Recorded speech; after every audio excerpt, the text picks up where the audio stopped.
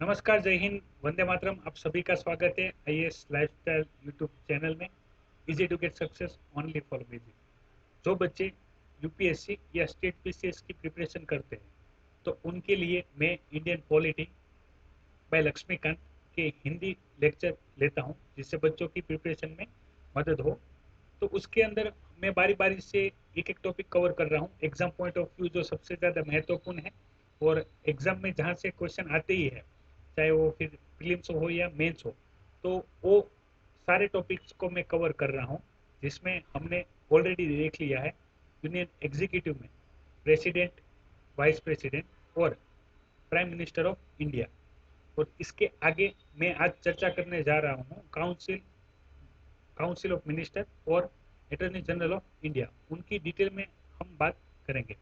इससे पहले, अगर आप आईएएस लाइफस्टाइल यूट्यूब चैनल में नए हैं, चैनल के मेहमान हैं, तो आप आईएएस लाइफस्टाइल यूट्यूब चैनल को सब्सक्राइब कर लीजिएगा, ताकि जब भी कोई लाइव लेक्चर हो या कोई भी डेली करंट अफेयर हो तो उसके नोटिफिकेशन आपको मिल जाए। और दूसरी चीज़, आप अपने व्हाट्सएप पे भी नोटिफिकेशन मिल सकता है। उसके लिए आपको क्या करना है कि आपको जो स्क्रीन पे नंबर दिख रहा है 9033926907, वहाँ पे आप अपना नाम, अपना डिस्ट्रिक्ट या अपना सिटी लिख के भेज सकते हैं। तो जब कभी भी कोई भी लाइव लेक्चर होगा या लाइव लेक्चर होगा तो उसका नोटिफिकेशन लिंक आपको व्हाट्सएप पे मिल जाएगा। और साथ साथ में आप आईएएस लाइफस्टाइल टेलीग्राम चैनल को भी ज्वाइन कर सकते हैं, वहाँ पे भी आपको लिंक मिल जाएगा। तो आज के इस लाइव लेक्चर में हम देखने वाले हैं काउंसिल ऑफ मिनिस्टर की और अटॉर्नी जनरल ऑफ इंडिया की। इससे पहले मैं बात कर लेता हूं, बहुत सारे बच्चे थे जिन्होंने मुझसे पूछा था कि सर, हमें यूपीएससी के previous year question paper, particularly prelims, mains और ऑप्शनल सब्जेक्ट के कहां से डाउनलोड कर सकते हैं। तो इसके बारे में मैंने डिटेल वीडियो बनाया हुआ है, आप यूपीएससी हिंदी प्लेलिस्ट में जाके भी देख सकते हैं। और हमारे सभी वीडियो में टॉप में डिस्क्रिप्शन में एक लिंक दिया जाता है, वहां से आप यूपीएससी का सिलेबस सिलेबस और प्रीलिम्स और मेंस और ऑप्शनल सब्जेक्ट के पेपर की पीडीएफ डाउनलोड कर सकते हैं। आप मुझे इंस्टाग्राम पे भी फॉलो कर सकते हैं, और आईएएस लाइफस्टाइल अपना यूट्यूब चैनल भी है, आप आईएएस लाइफस्टाइल 07 फेसबुक पेज को भी आप लाइक कर सकते हैं। और दूसरा चीज़, आपको जैसे मैंने बताया, आपको व्हाट्सएप पे नोटिफिकेशन पाने के लिए आप अपना नाम और अपना डिस्ट्रिक्ट लिख के 9033926907 पे मैसेज कर सकते हैं। तो आपको डेली नोटिफिकेशन मिलेगा, जहाँ पे हम करंट अफेयर के द हिंदू का एनालिसिस करते हैं। और दूसरा चीज़ कि जब कभी भी लाइव लेक्चर होता है या तो कोई लेक्चर शेड्यूल होता है, तो उसका लिंक भी आपको प्रोवाइड किया जाता है, जिसकी वजह से क्या होगा, आपका कोई भी लाइव लेक्चर मिस नहीं होगा।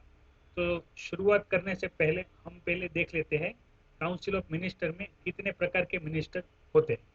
तो सबसे पहले मैं आपको बता देता हूँ क्रम के अनुसार कि कौन से मिनिस्टर कहाँ पे है। प्राइम मिनिस्टर में अगर हम सेंटर की बात करें, यूनियन की बात करें, तो सबसे सेंटर में रहेंगे प्राइम मिनिस्टर।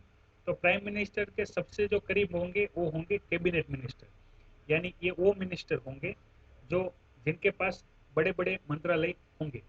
तो उनके जो मिनिस्टर रहेंगे वो रहेंगे कैबिनेट मिनिस्टर। जब कभी भी प्राइम मिनिस्टर की कैबिनेट मीटिंग होगी तो उसमें कैबिनेट मिनिस्टर पार्ट लेंगे। जिसके एग्जांपल बोलूँ तो फाइनेंस मिनिस्टर अभी हमारी है निर्मला सीतारमन, तो जब भी कभी कैबिनेट मीटिंग होगी तो उसमें निर्मला सीतारमन जी पार्टिसिपेट करेंगे।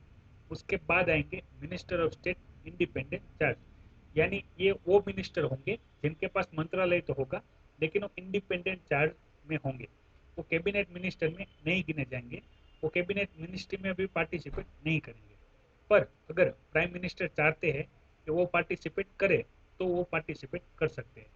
उसके बाद आएंगे मिनिस्टर ऑफ स्टेट और आखिरी में आएंगे डेप्यूटी मिनिस्टर। अभी ये चारों प्रकार के जो मिनिस्टर ने हमने बात की, उनका डिफरेंस काम के अनुसार ही है, जिसका जैसा काम है उसी हिसाब से रहेंगे। जैसे मैं आपको थोड़ी सी इंफॉर्मेशन दे दूँ तो कैबिनेट मिनिस्टर में मैंने बताया जो सबसे बड़े बड़े मंत्रालय होंगे जिनके मिनिस्टर कैबिनेट की मीटिंग में पार्टिसिपेट भी करेंगे, उसके बाद जो मंत्रालय बचेंगे उनमें रहते इंडिपेंडेंट चार्ज वाले मिनिस्टर।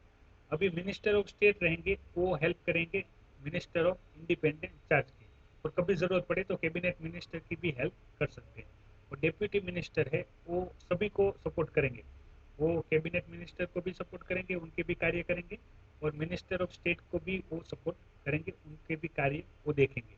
तो ये सारे नंबर है के काम के अनुसार सबसे पहले रहेंगे प्राइम मिनिस्टर, उसके बाद रहेंगे कैबिनेट मिनिस्टर, फिर रहेंगे minister of state independent charge, फिर रहेंगे मिनिस्टर ऑफ स्टेट, और आखिरी में रहेंगे डेप्यूटी मिनिस्टर। तो ये 4 प्रकार के मिनिस्टर होंगे। अब डिटेल देख लेते हैं सभी की वन बाय वन आर्टिकल 74 के अनुसार। तो आर्टिकल 74 में बताया गया है कि हमारे काउंसिल ऑफ मिनिस्टर होंगे, जिसके हेड रहेंगे प्राइम मिनिस्टर। वो एडवाइस करेंगे किसको? अपने प्रेसिडेंट को, अपने जो भी कार्य है उनको करने के लिए वो एडवाइस करेंगे। ऐसा कहाँ पे बताया गया है? ऐसा बताया गया आर्टिकल 74 में।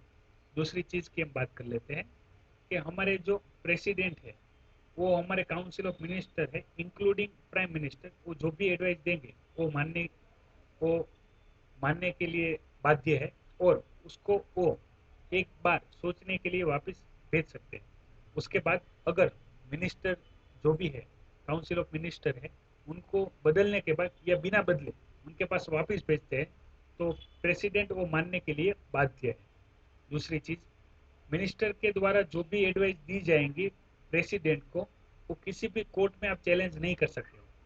ठीक है, ये सीधा सीधा बता दिया गया है कि जो भी हमारे काउंसिल ऑफ मिनिस्टर होंगे इंक्लूडिंग प्राइम मिनिस्टर, वो जो भी प्रेसिडेंट को एडवाइस देंगे वो एडवाइस मानने के लिए हमारे प्रेसिडेंट बाध्य है।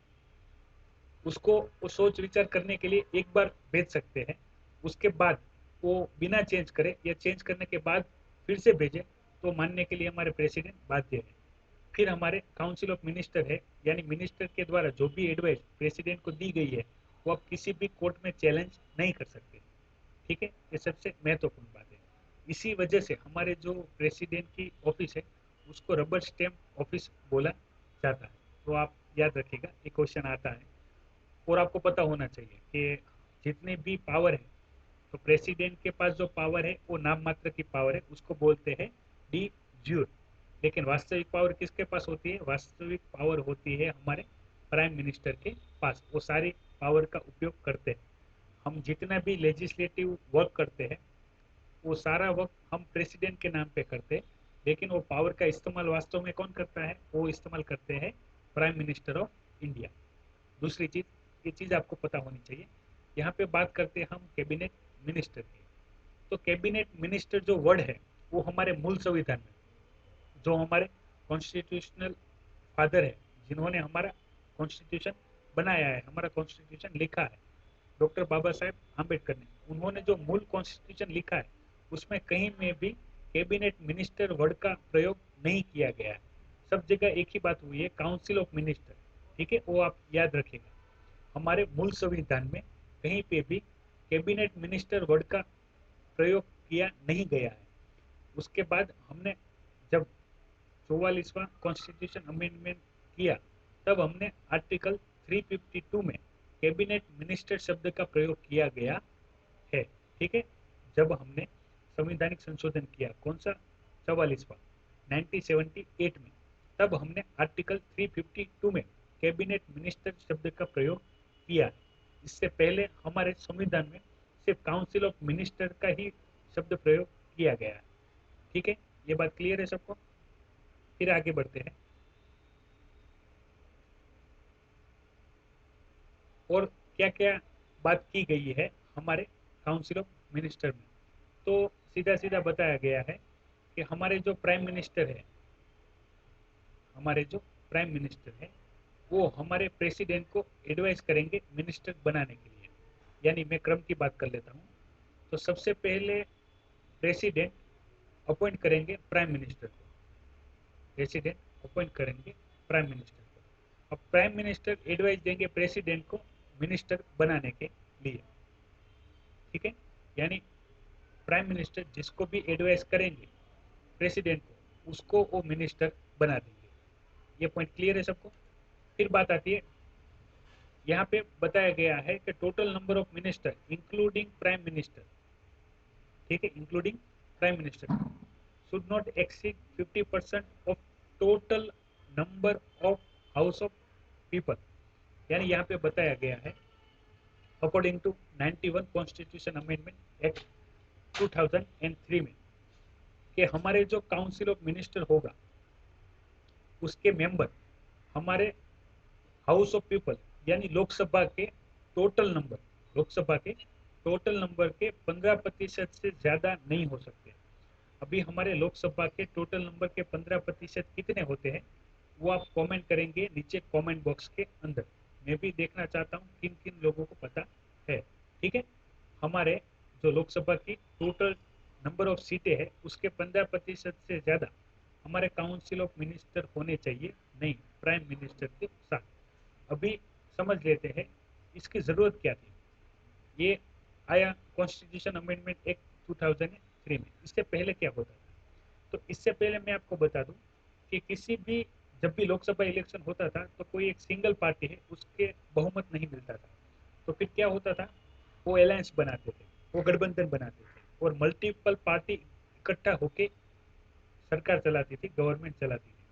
तो मान लीजिए सरकार बनाने के लिए अपने को अगर हम अभी जो फाइनल फिगर है उसमें उसी हिसाब से गिने तो 273 सीटें चाहिए लोकसभा में सरकार की मेजोरिटी बनाने के लिए। लेकिन मान लो ये नहीं हो सकता है, तो फिर क्या करेंगे, कोई एक पार्टी के जो अन्य नेता होंगे उनको, जो कोई भी बड़ी पार्टी होगी जिसके पास ज्यादा सीटें लेकिन इतनी ज्यादा सीटें नहीं कि उसका बहुमत हो, तो वो क्या करेंगे कि हम आपको मिनिस्टर बना देंगे XYZ मिनिस्ट्री के उसके, यानी ये लोभ देने वाली बात होगी, लाभ का पद देने की बात होगी। तो ऐसे देखते हैं तो कभी 100 110 जैसे मिनिस्टर होते थे, उनका काम कुछ नहीं होता था, लेकिन ये सारे जो मिनिस्टर होते थे उनकी वजह से क्या होता था, उनका बर्डन आता था इंडियन जो हमारा, इन सबको सैलरी देनी थी, ठीक है, इन सबको सारे जो बेनिफिट देते मिनिस्टर को वो भी देने थे, इसमें पैसा ज्यादा खर्च होता था, जबकि ये बर्डन था किसमें, हमारी गवर्नमेंट पे, हमारी सरकारी तिजोरी पे। तो वो सब रोकने के लिए, यानी ये जो फंक्शन था जिसमें बोलते हैं कि भाई अपने लाभ के लिए मैंने इसको मिनिस्टर बना दिया और फिर दूसरे लाभ के लिए मैंने इसको मिनिस्टर बना दिया, वास्तव में इसकी कोई ज़रूरत नहीं थी। तो ये फंक्शन को रोकने के लिए 91 कॉन्स्टिट्यूशन अमेंडमेंट एक लाया गया 2003 में कि हमारे जो लोकसभा है उसके टोटल नंबर के 15% से ज़्यादा काउंसिल ऑफ मिनिस्टर नहीं हो सकते, इंक्लूडिंग प्राइम मिनिस्टर। आशा रखता हूँ आपको पता चल गया होगा। और आपको मैंने बताया कि हमारे लोकसभा के टोटल स्ट्रेंथ के 15% यानी कितने सीटें होंगी वो आपको कमेंट करना है नीचे कमेंट बॉक्स के अंदर, ताकि मुझे भी पता चले कितने लोगों को पता है। और दूसरा क्वेश्चन मैं आपको देता हूँ कि कम से कम कितने मेंबर होने चाहिए, जैसे मैक्सिमम तो हो गया, मैक्सिमम तो 15% होने चाहिए लोकसभा की टोटल सीट के, लेकिन मिनिमम कितने होने चाहिए वो भी आपको कमेंट करना है कि मिनिमम कितने मेंबर होने ही चाहिए काउंसिल ऑफ मिनिस्टर में, वो भी आपको कमेंट करना है। ये पॉइंट क्लियर है सबको? आगे बढ़ते हैं। अब बात करते हैं जो हमारे मिनिस्टर रहेंगे, जो हमारे मिनिस्टर है वो जब तक हमारे प्रेसिडेंट चाहेंगे, हमारे राष्ट्रपति चाहेंगे तब तक अपने पद पे बने रहेंगे। हमारे मिनिस्टर को प्रेसिडेंट कभी भी रिमूव कर सकते हैं, ठीक है, किसी भी उसकी इनरिस्पॉन्सिबिलिटी की वजह से भी, या कोई भी अयोग्य कार्य करते हैं तो उनके लिए भी उनको रिमूव कर सकते हैं। दूसरी चीज, हमारे प्राइम मिनिस्टर अगर प्रेसिडेंट को एडवाइस करते हैं तब भी हमारे प्रेसिडेंट मिनिस्टर को अपने पद से रिमूव कर देंगे, या तो उनकी जो भी मंत्रालय उनके पास है वो भी चेंज करने की पावर प्रेसिडेंट के पास है। प्रेसिडेंट उनकी मंत्रालय भी चेंज कर सकते हैं, और दूसरी चीज के उनको अपने पद से दूर भी करना है तो वो भी कर सकते हैं। सबसे महत्वपूर्ण और सबसे इम्पोर्टेंट है आर्टिकल 75 में ये पॉइंट कि हमारी जो काउंसिल ऑफ मिनिस्टर है इंक्लूडिंग प्राइम मिनिस्टर वो कलेक्टिवली रिस्पॉन्सिबल है किसको, हमारी लोकसभा को, ठीक है। ये बात कहाँ पे लिखी है तो आपको याद होना चाहिए, ये बात लिखी है आर्टिकल 75 में कि हमारे जो प्राइम मिनिस्टर है और हमारे जो काउंसिल ऑफ मिनिस्टर है यानी हमारी जो सरकार है वो किसको रिस्पॉन्सिबल है, वो हमारी पार्लियामेंट को रिस्पॉन्सिबल है, और पार्लियामेंट में भी हमारी लोकसभा को रिस्पॉन्सिबल है, यानी ये जवाबदेही वाली सरकार है। यानी ऐसा नहीं चलेगा आप कुछ भी करते रहो, आपसे कोई जवाब नहीं मांगेगा। ठीक है, ये सबसे महत्वपूर्ण है, ये आपको याद रखना है, आर्टिकल 75 में बताया गया है। तो यहाँ तक सबको क्लियर है? तो यहाँ से आगे बढ़ते हैं, बाकी जो पॉइंट है आर्टिकल 75 में उसकी भी चर्चा कर लेते हैं। तो यहाँ पे देख लीजिए, यानी जितनी भी फॉर्मेलिटी होगी अपनी ऑफिस ज्वाइन करने से पहले वो सबको अपनी फुलफिल करनी होगी। दूसरी चीज, अगर कोई नेता यानी कोई भी मंत्री, वो लोकसभा का हो या राज्यसभा का हो, अगर वो 6 महीने तक यानी 6 महीने तक किसी को भी बताए बिना एब्सेंट रहता है तो वो मिनिस्टर के पद से हट जाएगा। क्योंकि कंटिन्यूस 6 महीने तक आप अपनी जो भी फंक्शन है वो आप, अगर लोकसभा के भी मेंबर है या राज्यसभा के भी मेंबर है, अगर आप अपनी किसी को बताए बिना आप एब्सेंट रहते हैं तो आपका मिनिस्टर पद चला जाएगा। ठीक है, क्लियर है सबको ये पॉइंट? दूसरी चीज कि मिनिस्टर और प्राइम मिनिस्टर की सैलरी कौन डिसाइड करता है? वो डिसाइड करती है हमारी पार्लियामेंट। और वो कहाँ पे लिखा गया है? वो लिखा गया है सेकंड शेड्यूल में। ठीक है, हमारी जो भी प्राइम मिनिस्टर को कितनी सैलरी मिलेगी, हमारे मिनिस्टर को कितनी सैलरी मिलेगी, वो डिसाइड करते हैं हमारी पार्लियामेंट। और पार्लियामेंट में जो भी डिसाइड होता है वो मेंशन कहाँ होता है? सैलरी वो ले रहा हूँ, वो मेंशन होता है सेकंड शेड्यूल।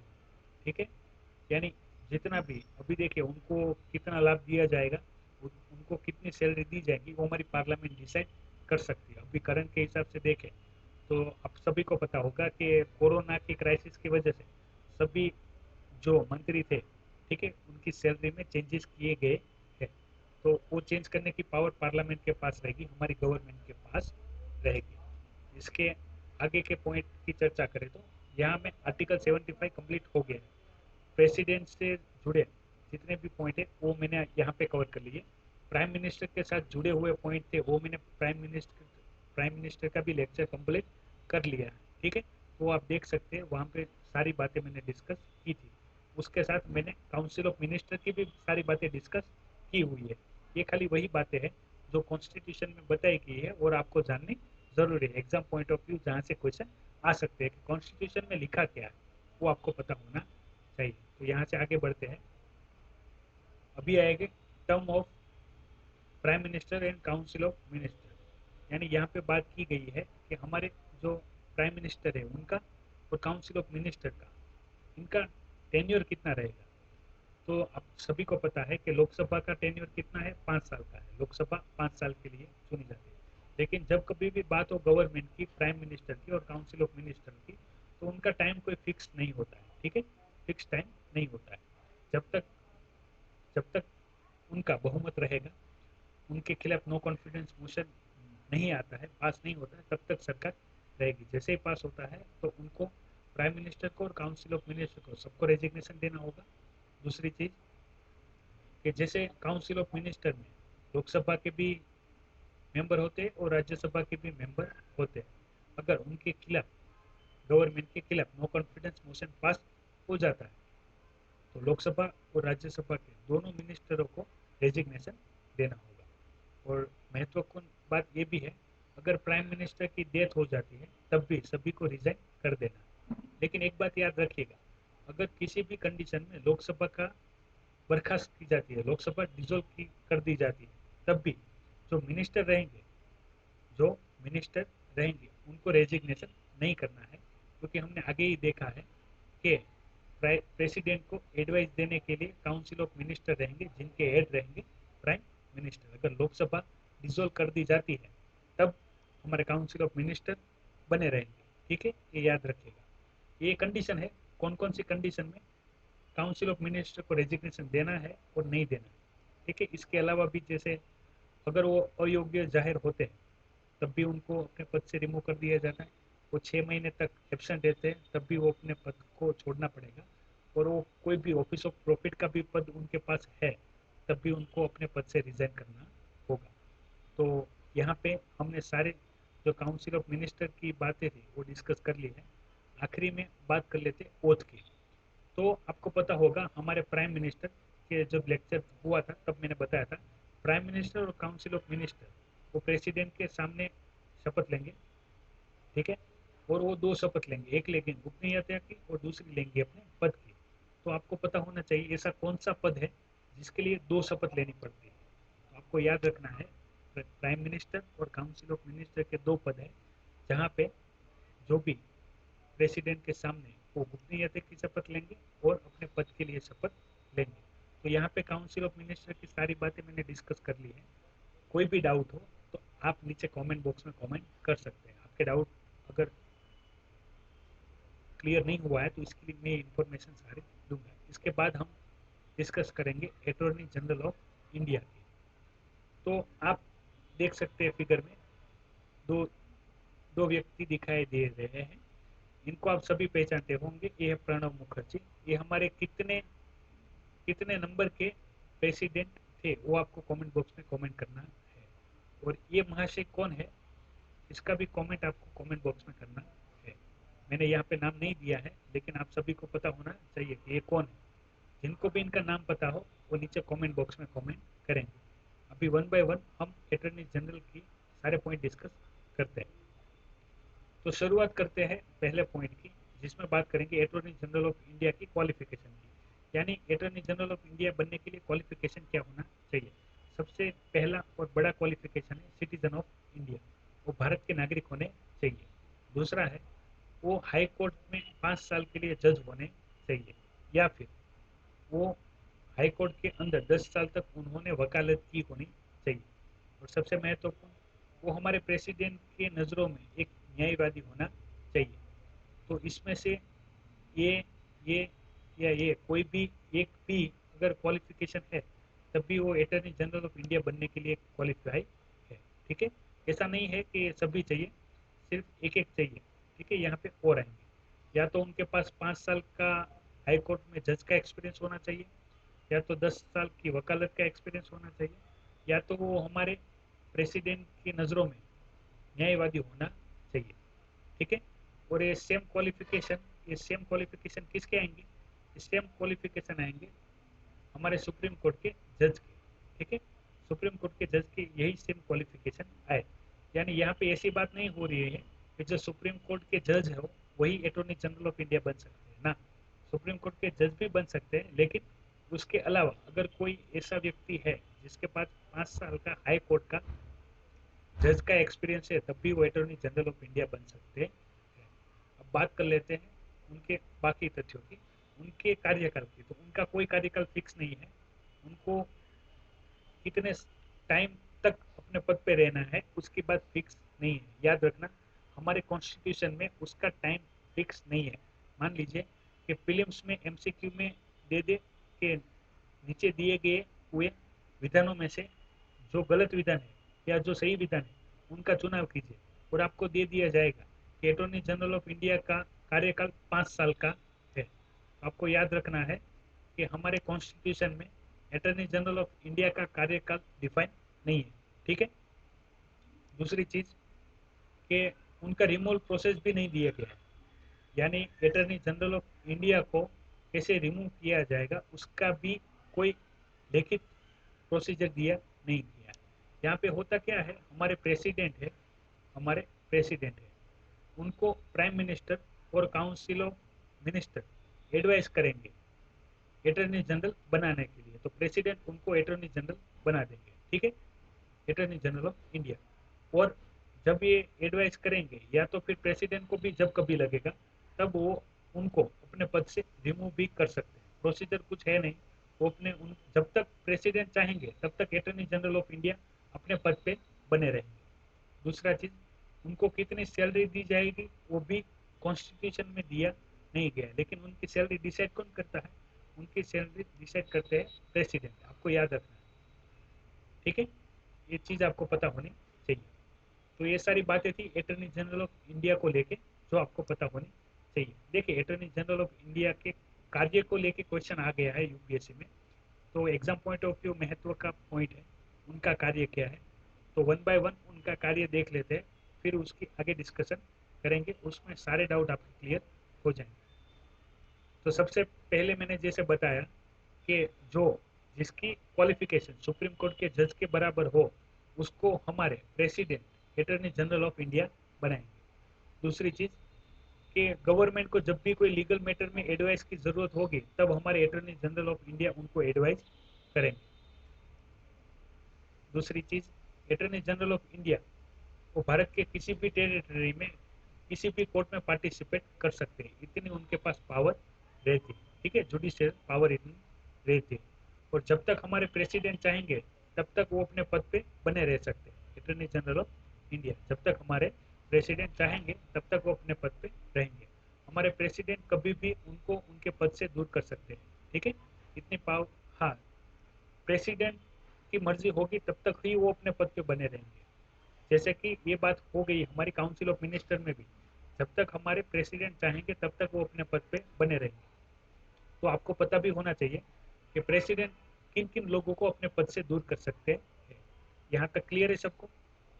तो ये सारी बातें थी जो अटॉर्नी जनरल की पता होनी चाहिए, जो एग्जाम पॉइंट ऑफ व्यू महत्व का है, जिसका डिस्कशन हमने कर लिया। इसके बाद हम देखेंगे आर्टिकल 77 और 78। यानी यहाँ पे मुख्य बात है वो मैं आपको बता देता हूँ कि जैसे 77 में बताया गया है कि हमारी जो गवर्नमेंट है, यानी हमारी लोकसभा है, राज्यसभा है, उसका जो भी बिजनेस होगा वो कंडक्ट करेंगे कौन? हमारे प्राइम मिनिस्टर और council of minister including. Okay. और आर्टिकल 78 में बताया गया है कि हमारी प्राइम मिनिस्टर की ड्यूटी है कि जो भी कोई इंफॉर्मेशन है वो हमारे प्रेसिडेंट को बताए। और प्रेसिडेंट को अगर मान लीजिए प्राइम मिनिस्टर बताते नहीं है तब भी हमारे प्रेसिडेंट प्राइम मिनिस्टर के पास जो भी कार्य चल रहा है उसकी इंफॉर्मेशन मांग सकते हैं। तो यहाँ पे एक रिव्यू कर लेते हैं। तो हमने यूनियन एग्जीक्यूटिव में आर्टिकल 52 से, यानी जो हमारे प्रेसिडेंट है वहां से स्टार्ट करके हमने आर्टिकल 78 तक सारे आर्टिकल हमने देख लिए वन बाय वन, जिसमें प्रेसिडेंट, वाइस प्रेसिडेंट, उसके बाद हमने काउंसिल ऑफ मिनिस्टर, हमारे प्राइम मिनिस्टर और अटॉर्नी जनरल ऑफ इंडिया। ठीक है, ये सारे यूनियन एग्जीक्यूटिव के पद है वो हमने डिस्कस कर लिए। इसके बाद हम शुरू करेंगे पार्लियामेंट वाला सेशन, जिसमें मैं आपको पार्लियामेंट में पहले राज्यसभा फिर लोकसभा की सारी इंफॉर्मेशन दूंगा वन बाय वन। तो ये वीडियो में जो इंफॉर्मेशन दी गई है वो आपको कैसी लगी? आपको अच्छी लगी तो वीडियो को लाइक कीजिए। ये इन्फॉर्मेशन बाकी सब तक पहुंचाने के लिए वीडियो को शेयर कीजिए, ताकि जो भी बच्चे यूपीएससी या स्टेट पीसीएस की प्रिपरेशन कर सकते हैं उन तक ये वीडियो पहुंच सके। और आप आईएएस लाइफस्टाइल यूट्यूब चैनल में नए हैं, चैनल के मेहमान हैं, तो आप अवश्य इसको सब्सक्राइब कर लीजिएगा, ताकि जब कभी भी लाइव सेशन हो तो उसका नोटिफिकेशन आपको मिल जाए व्हाट्सएप में या तो टेलीग्राम चैनल में या यूट्यूब के नोटिफिकेशन बेल को ऑन आपने किया होगा तो यूट्यूब नोटिफिकेशन में भी आपको मिल जाएगा। आशा रखता हूँ यहाँ पे जितनी भी इंफॉर्मेशन मैंने आपको बताई है वो सभी से आप संतुष्ट हो गए। कोई भी डाउट है तो आप नीचे कमेंट बॉक्स में कमेंट कर सकते हैं। और मैंने जो भी 2 क्वेश्चन बताए हैं उसका भी कमेंट आपको करना है कमेंट बॉक्स के अंदर। तो यहाँ पे ये सेशन खत्म करते हैं। ठीक है, और कोई भी डाउट हो तो आप वीडियो के कमेंट बॉक्स